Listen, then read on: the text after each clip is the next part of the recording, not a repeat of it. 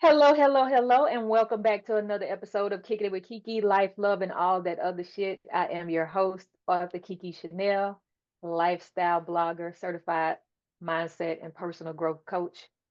The overall theme for Kicking It with KeKe is all about mindset and personal growth. I believe that when we operate as our highest self, we go through life more abundantly.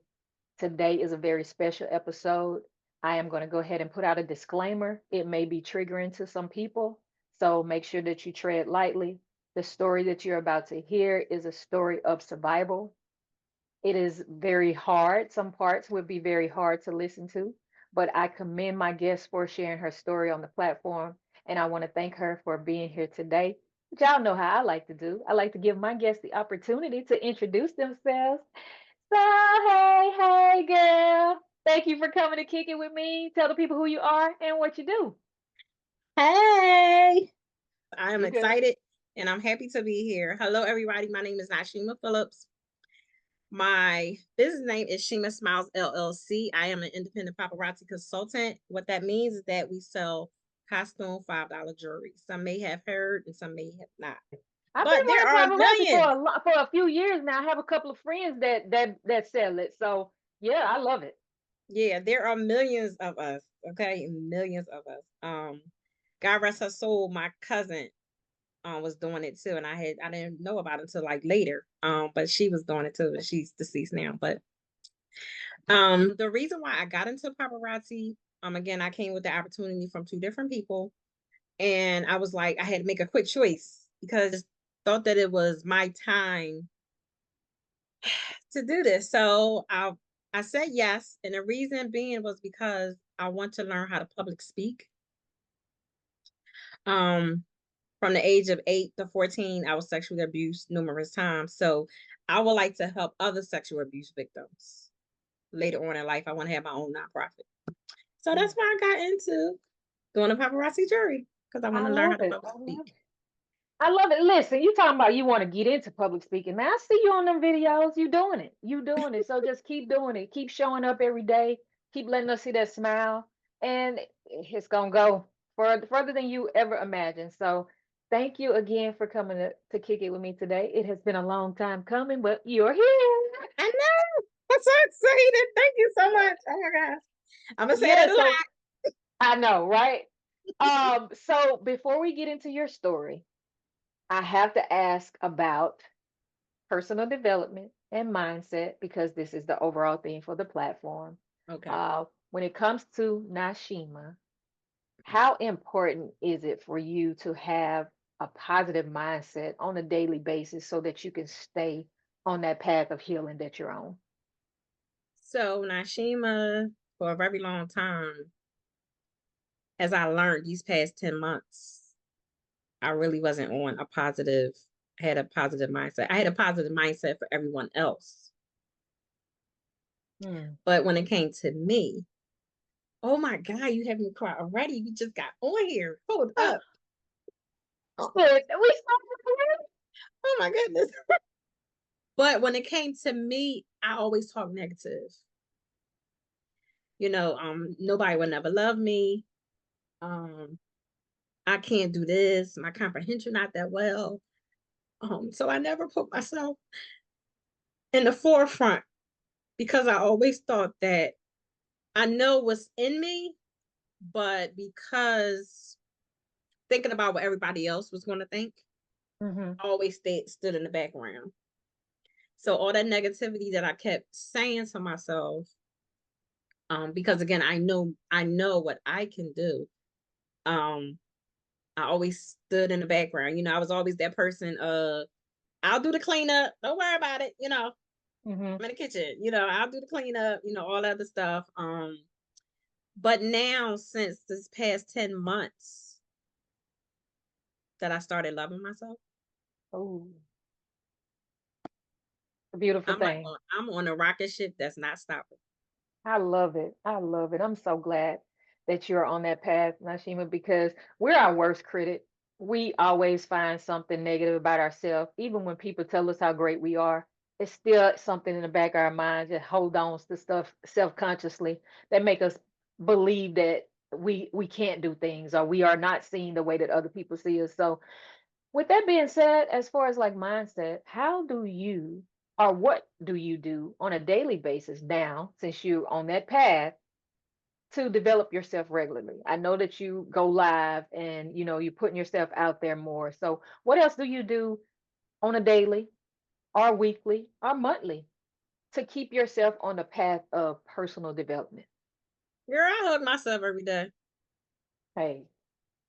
I tell men to do the same thing. Hmm. Hug yourself every day. That's one of the best things that you could ever do for yourself, besides pray to the one that you pray to. Absolutely. Absolutely. I love that. And I'm gonna give I always say purple hugs at the end of my episodes and stuff like that. Oh, Because that's awesome. my favorite color is purple, and my grandmothers, both of them gave the best hugs. So I always carried that with me. When I needed a boost, I always remembered how their hugs made me feel. So that's how I always say purple hugs when I close out anything, because it reminds me of them and it just makes me feel closer to them, although they're not here anymore. So yeah, I Hmm. love the hugs, and That's I'll hug a tree awesome. in a minute too. I'll hug a tree in a minute because I love nature, and I believe in grounding because I'm a as a earth sign. I'm all into like energy, getting energy from the earth and things like that. And I love God and I pray a lot and things like that too, because without talking to God on the daily, I wouldn't be here. I already know that. Hmm. Yep. So we're gonna get into your story. And again, thank you for sharing. If you need to stop, let me know and we can stop and take a minute. But again, Okay. you guys, you've been listening to another episode of Kicking It with KeKe, Life, Love, and all that other shit. I am joined with Nyshema Phillips, and she's about to get into sharing her story. Okay, so why do you feel like now is the best time for you to share your story? Well, I'm on my healing journey.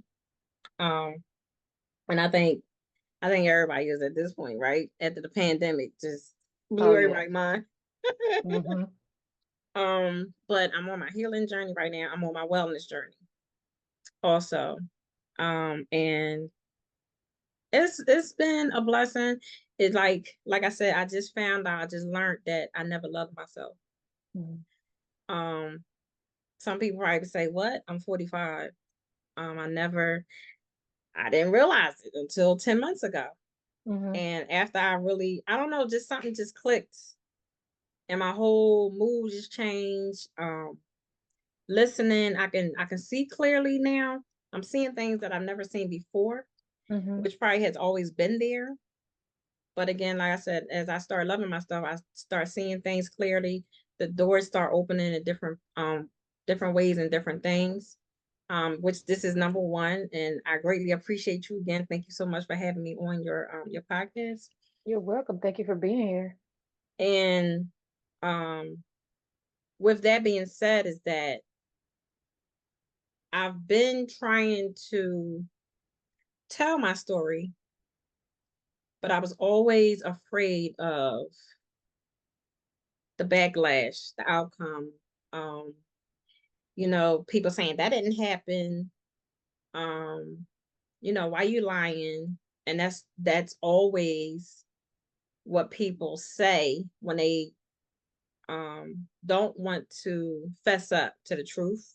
Right. Um, when people are popular, because KeKe was that girl, so Nyshema's lying, you know. Got you. Um, and that's how it is. It doesn't matter what creed, how much money you have. That's just how society is. And at that Mm-hmm. point, I'm tired. Okay. I'm tired. I need to heal properly. And this is my story. I don't give a Absolutely. shit who don't care, who care. This is me. What do you want others to gain by sharing your story? Courage. Courage, satisfaction that they're not alone. And that um, you can be who you are without no longer hiding. And I'm not saying that the road won't be hard, because it will. Mm-hmm. Um, Nothing is a walk in the park. And I say to people all the time, if it's easy, I don't want it anyway. Right. You know, Absolutely. I agree. I you agree. know, that's another thing I always say sometimes, like, why is it so hard for me? Dang. Because the But reward is so much greater. to elaborate just a little bit more, I want people to know that they can still be a boss, they can still be a mom or a dad, they can still be a brother, sister, aunt, cousin. They don't have to be locked in no more. But make sure you put yourself in a place where, and again, everything is a gamble, but you can kind of navigate a little better, because now you're a little open to discussing and telling your side. So, I just want also to let people know that you still can be, because I never thought I would be a boss at 42. Mm-hmm. I never thought I would be a business owner. And God rest my mom's soul, she always wanted to have her own restaurant. Mm. So, Yeah, absolutely. And we have to stop hiding behind our trauma. Yeah, it happened. But in order for us to heal properly, we have to acknowledge that it happened. And that means that we have to share the hard parts and the not so they don't feel good parts. And that's the whole point of being on a healing journey. You have to go back in order to move forward. And if we're not being 100% true to ourselves, bump who don't care, bump who gonna say this. It's, 9 times out of 10, they don't understand what they don't know. And a lot of people mhm. know, but they don't want to say anything, like you said, because it goes to what I'm about to ask you. What happens in this house stays in this house. So how do you feel about that statement? What happens in this house stays in this house. It's a bunch of bull cracker lacka lacka. Mm-hmm. I mean, I get it to an extent. You know what? We manipulate our children as babies. Mm. I said, because we'll say, and not all parents, but I'm saying, on the average, they'll say, don't tell mom, or don't tell dad. That's manipulation. Yeah. That's telling them to tell a story already. They're not even Mm-hmm. two, 3, 4, 5. You know what I'm saying? That's Mm-hmm. manipulation right there. Yeah. And from our parents. Yeah. Dang. Now that you think about it, yeah. You already telling them how to be mischievous, Pretty little liar. you know. Yep. You're already telling them to sugarcoat stuff. Mm-hmm. But yet and still, when they do something, you'll say, stop lying, don't lie. Don't You better tell me the truth. Well, how, Mm-hmm. mom? When just 2 days ago you told me don't tell dad. Right. I have a funny story. I was in the living room with my sister and my son, and he said something, and I was like, "Come here." And he had to be about 3 or 4 years old. And I was like, "Are you trying to be smart? Are you trying to be smart, Lewis?" And he turned around and he's like, "Well, you told me to be smart." And I just said, "Get out of my face," because I didn't want him to see me laughing. But I was like, okay, I had to eat my words because he fed me some crow.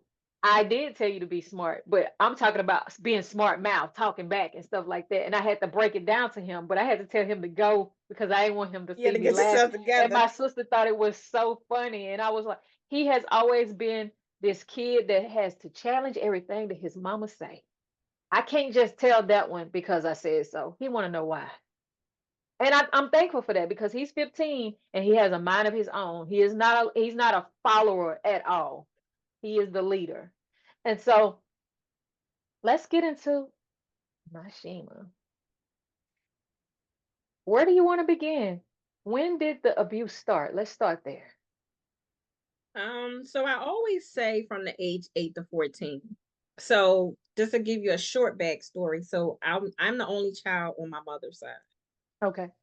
On my father's side, there's numerous siblings. It's about 6 of us. And that's including the stepchildren. So I'm a stepchild. My father had got married.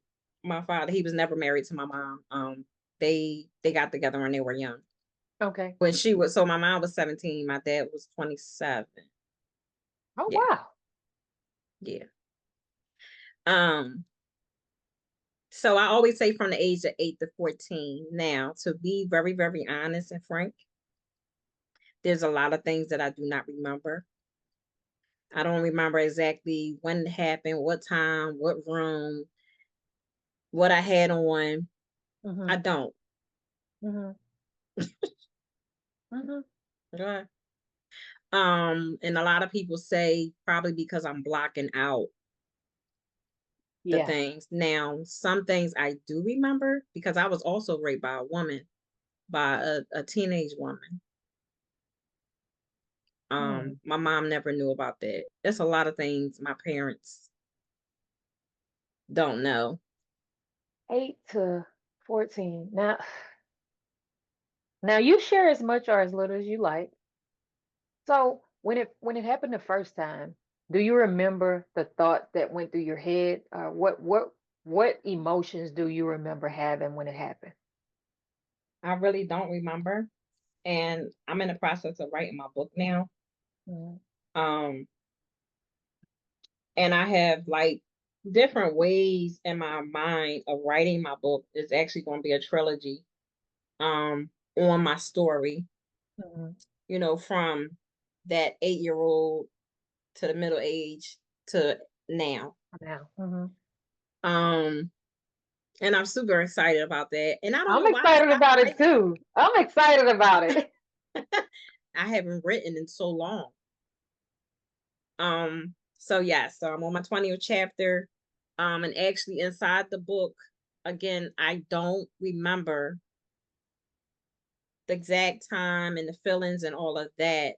To be honest with you, what I do remember is things that happened when I was a teenager, Okay. when that was happening. But as I'm writing the book, I have that 8-year-old in there. That's the starting of the book. Okay. So Um, so the teenage years, let's fast forward because I know you say you don't remember too much about, in the eight, the younger years. But when it happened the first time as a teenager, did you think it was your fault? How did you feel after it happened? it was happening so much. And when I mean so much, like back to back, like we were lovers, that I'm just like, after a while, I just got numb. Cause I'm like, so again, to give a little backstory, um, as I don't know if you ever heard of Bitchable Liar. So because I've always tried to get myself out of something, I always lied, told the story. So I guess Hmm. at this point, nobody ever believed what I said, or um I never actually told anyone. I kind of was like hitting at it to Hmm. somebody. Hmm. And I always tell people, stop talking around kids. If you're going to have conversations or whatever, make sure the kids aren't around. Because during that time I've heard things that was about me that shouldn't have been said about me. And this is adults talking, not kids. This is adults Hmm. talking. Hmm. Adults that I trust, um, adults that I always look up to. Um, and when I heard certain things, it was just like, but I just told you that in confidence, even though, yes, I needed to come out because I don't know what to do at this point.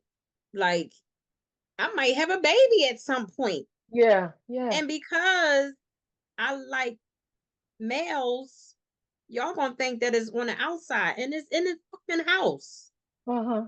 So yeah, I needed to come out, but it's certain things that you say and that you be aware of. And if I'm talking to you in confidence, it shouldn't be a laughing stock. Yeah. because that same night he did it again. Wow. So it was someone that lived in the house with you. My brother, one of them. Wow. So did you ever confront him as an adult about what he did to you as a teenager? No, but you know how they say, so I have this, so it's this mantra that I always say, um, when somebody do something bad to me, I don't say it to them per se, but I'll say, you gonna always need me. I'm gonna always be good. Mhm. Mhm. But somebody gonna always need me. Mhm. Not saying that I don't need anybody. I'm not saying that. So I want to be clear about that. Right. But when you do me wrong, so I'm saying that to say that there's been numerous times that he needed me. Mhm. I can't help you. But my mom always said though, if somebody comes to your door hungry, you Feed him. feed them. And I Yeah. have, but you cannot stay with me. You cannot be around my child. We're not doing that. Right.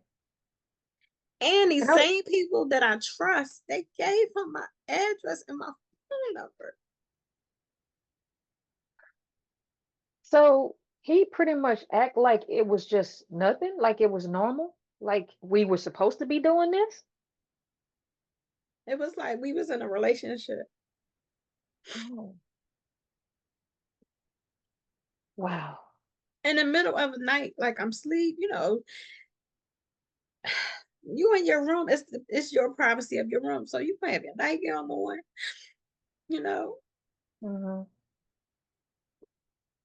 And he pretty much violated you. He broke the trust and that brotherly love that he should have been giving you. He took advantage of that. Like, Yep. My door was closed. We come in my bed.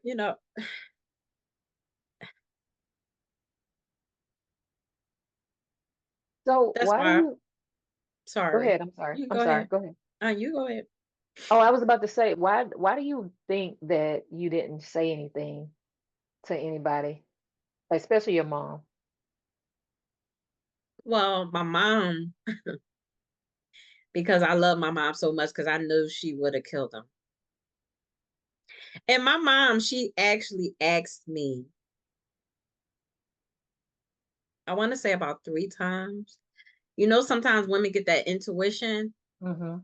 Um, because my mom saw, well, let me back that up because I don't want to lie.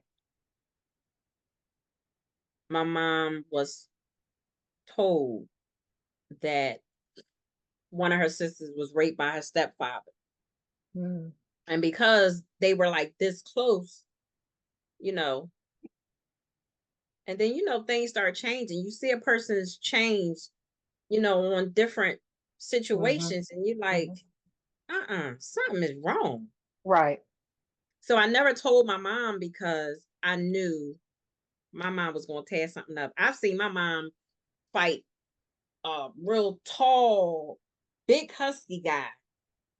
And I mean, she wasn't no joke. You hear me? Right. I saw her throw. I don't know if y'all ever made those well, back in the 70s, and people still do it now. The clay ashtrays. Well, my mom Uh-huh. had made a class ashtray when she was in high school. Uh-huh. And it was literally about this big, Mhm. this round, and really thick.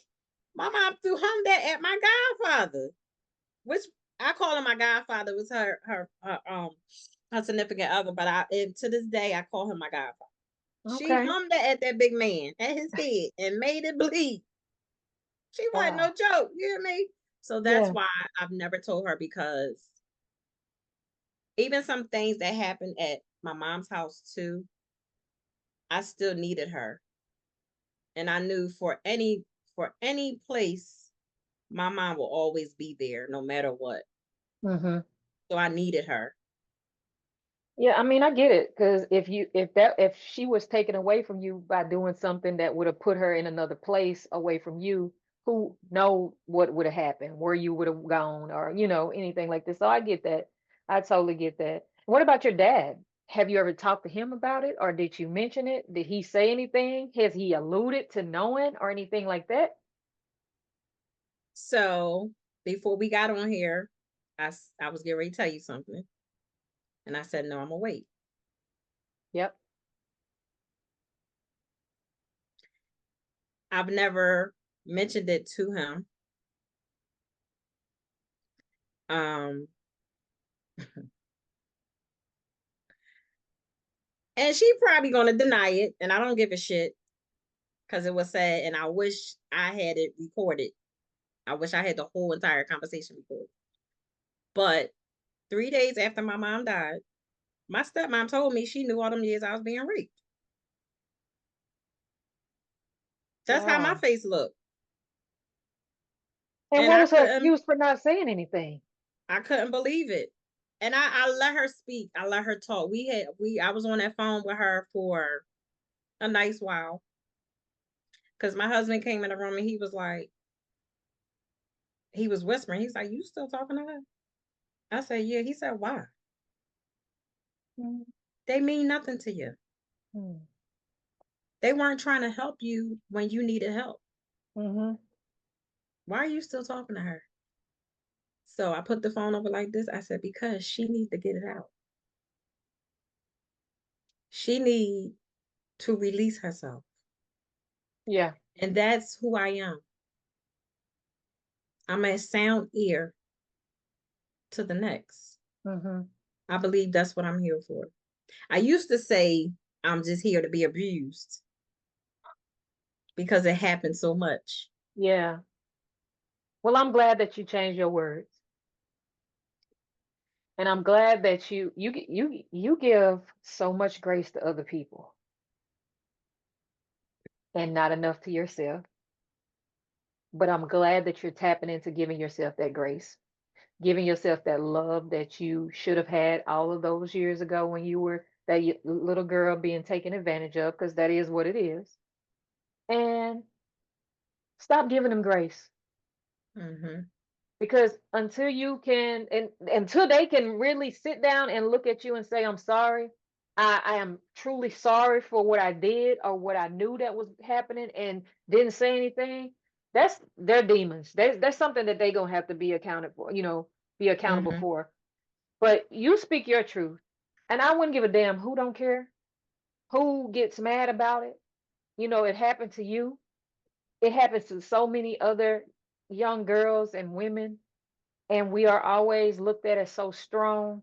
I'm tired of being strong. I'm tired of being the person that lets everybody slide and I have to hold everything inward and cause harm to myself. Mm-hmm. That is normalized in the Black community. And in the Black community, we don't go to therapy. Right. You don't just go lay down, take a nap. Right. Ain't nothing wrong Right. with you. Go outside and play. Sit down somewhere. It's so many statements that we shouldn't say or we've heard. And for me and my family, is like we stopping the cycle. Like that generational curses, it stops now. We're not going around people that we know don't give a damn about us. I'm not Mm-hmm. making my kids have relationships with people who don't care about them. Right. Sugarcoating everything. Or just because you saw them as the young kid that they were, they grown now. They're young adults now. If you can't treat them like a young adult, don't expect them to give you the same respect if you're not, giving it back. Because Mm-hmm. respect is earned. And I'm a firm believer that just because you are older, that does not make you wise. So to any person, and we're talking to man, and boy or girl, man or woman, who And can has I been just in, stop you for 1 second? yeah, I just want to make this very, very clear. And not to again, like we were just saying, sugarcoating. Not to I just really want to make this clear that not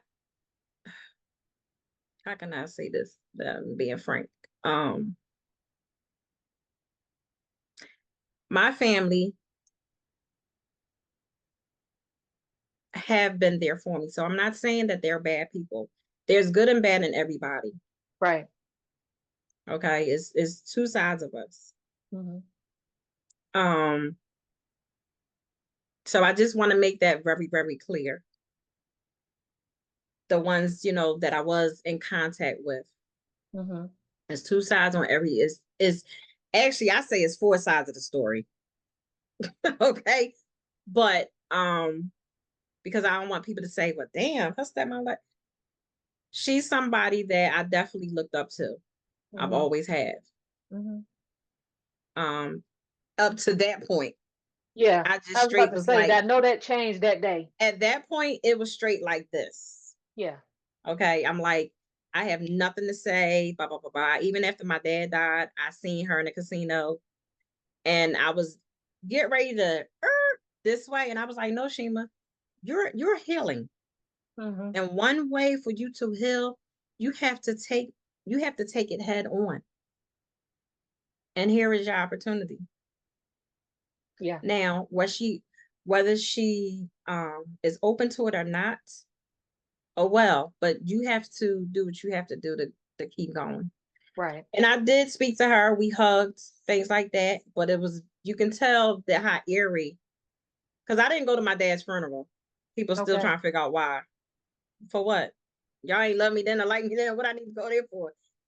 Just to be there? No. That's deep. I mean, what? That's deep. But that's a So whole. you already know I want to know that question now. I want to know that question though. Why? Why didn't you go? Oh, I thought you was gonna do that for the second episode. Yeah. But that's why I didn't go. For what? You didn't love me when you was on this earth. Why do I need to go hooping and hollering? I'm not phony. I tried it. It didn't work for me. And I get that. And I commend you for being that way because people go and put on a facade when people die all the time. And you could tell what's real and what's fake. So I just wanted to know because, the loss of a parent, I have never experienced that because both my parents are still here. And, I've had people to lose, their parents and stuff like that. And it's like I couldn't fathom not being there. But if I was in a situation where I felt like they didn't care about me, yeah, I wouldn't go either. And I really wouldn't care who said anything about it because, like you just said, why? So Yeah, they were. I just wasn't. And it's a cousin that I talked to, a lot, and he said, "You're not going?" I said, "No." So he started laughing. He's like, "Girl, I don't know what I'm gonna do with you." I said, "What?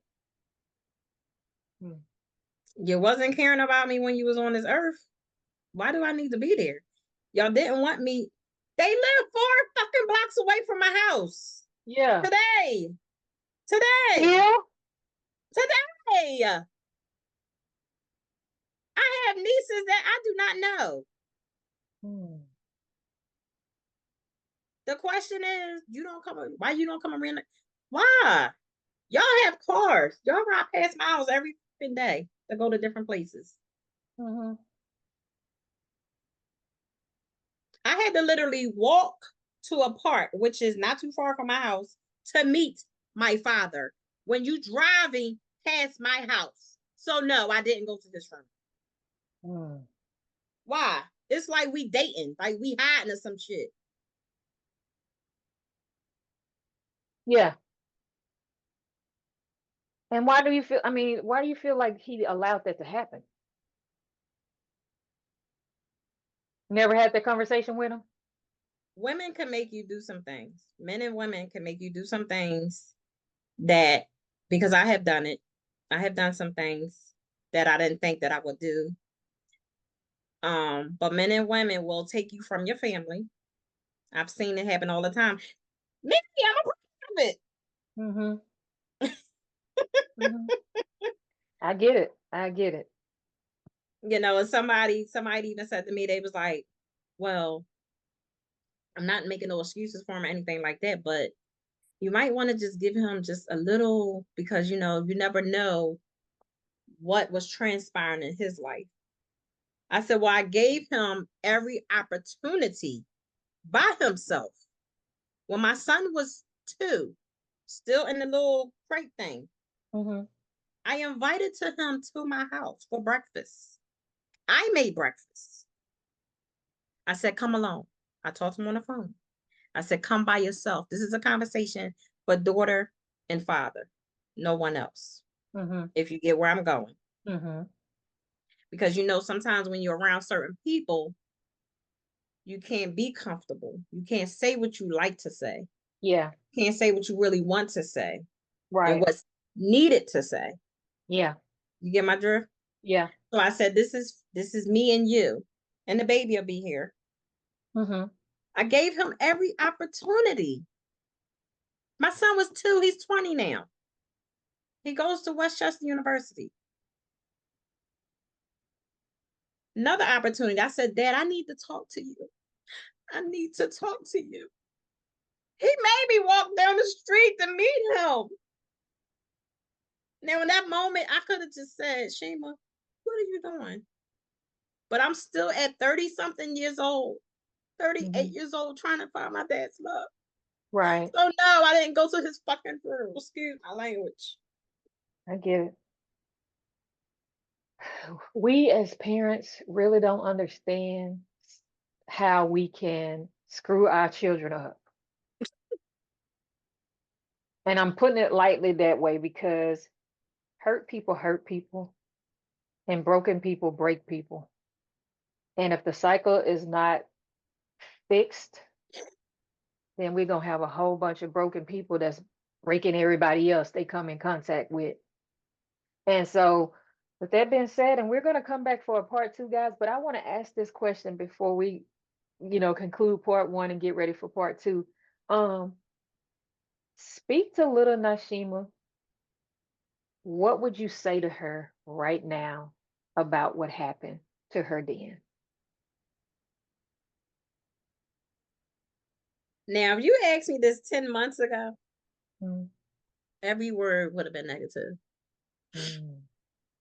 Every time somebody would say, you know, journal, journal, journal. Somebody took my journal when I was a teenager. One of the people that I trusted when I told about sexual abuse took my journal and read it in front of everybody. So I have a hard thing of journaling now. I get it. So if you would have asked me this 10 months ago, everything would have been negative. And I couldn't understand why. I had an exercise that I had to do with speaking with little Nyshema, because I was in this, I'm still kind of in there, not like I was, but I was in this personal development class on Instagram. And it's called PD Family. They're on 7 a.m. I think to about 9 or 10 o'clock in the morning. It's a nice movement that they're doing. But you know, people just always have to mess things up. Yeah. The good things. But to get back to your question, I'll say little Nyshema, I love you. Give me a big hug, girl. Everything that you thought was bad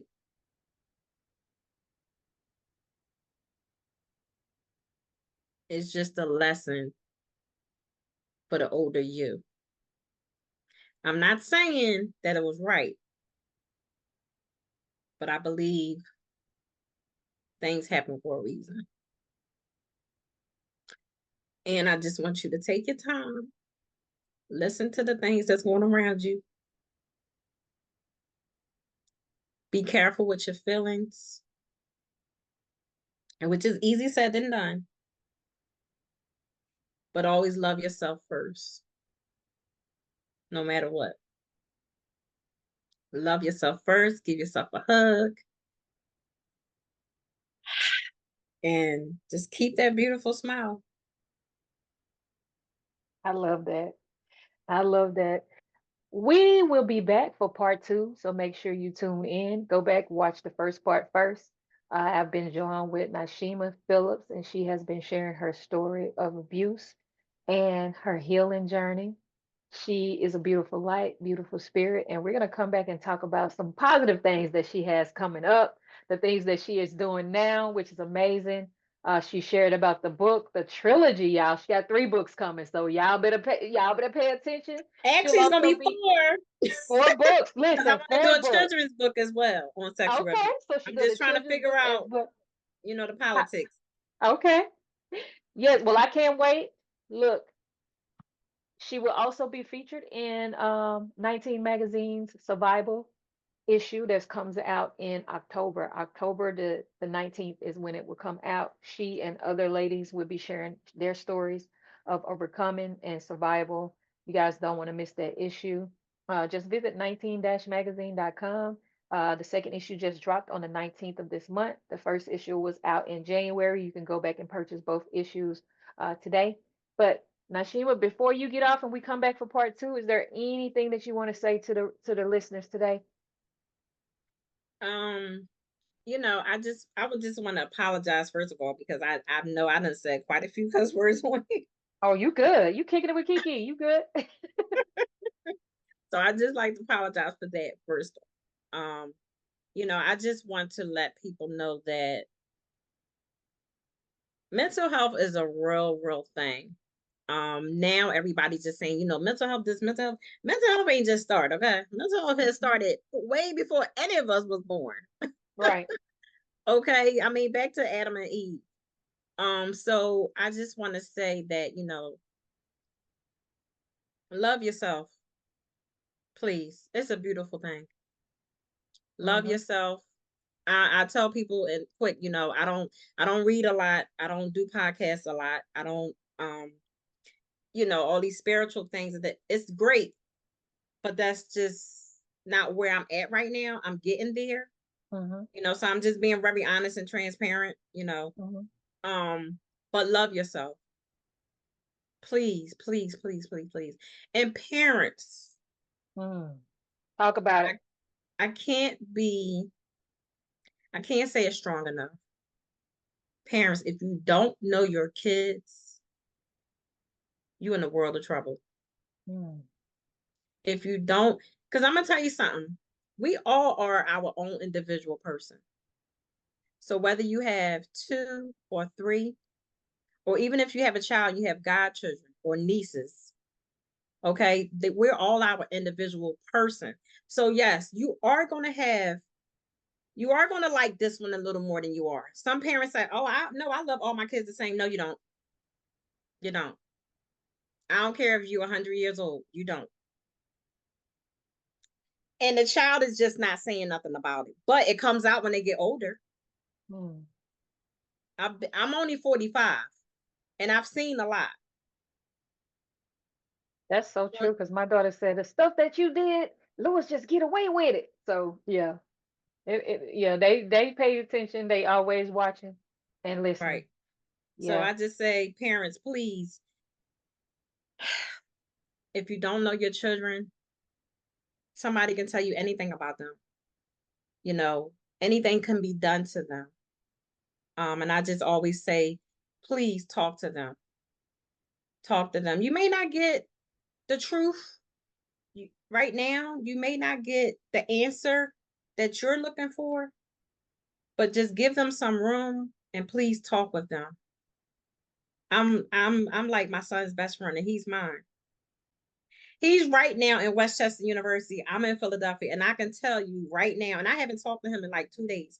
I can tell you right now how he's standing, how his voice sounds, if he's agitated. If we was on the phone right now with each other, not even on FaceTime, I can tell you right now how he's sitting Mm-hmm. and how he's looking over the phone, and I'm not even on FaceTime with him Right. because I'm very observant. I may not remember everything or, take everything in. I'm listening, but sometimes my memory it doesn't allow me you know, to know and that's another reason why I never wrote my book, because I've been to book signings and stuff, and people, you know, they ask you, well, what's on what's in chapter such and such on this page? So that's why I've never written my book, because I don't want to be embarrassed standing up there and somebody asks me and I'm like, oh shit. And I would be like, hey, open your book to that page, to that chapter. And That's there what we go. somebody told me to do. Yes, that's what you, because I have 16 books. Ain't no way I'm gonna remember all that stuff. I know all my characters, but I don't know what they was doing in chapter 1 versus chapter 5. Like it's just, come on now. It's just yeah. Yeah. So Yeah. thank you. You're welcome. And we will be back with part 2, guys. Thank you again for tuning in. Nyshema, thank you for sharing our story. We will be back because we got to talk about the self-love, the mental health, the women's organization, all your accolades. We got to talk more. So we will be back. Uh, until next time, have a hug. Later. Thank you.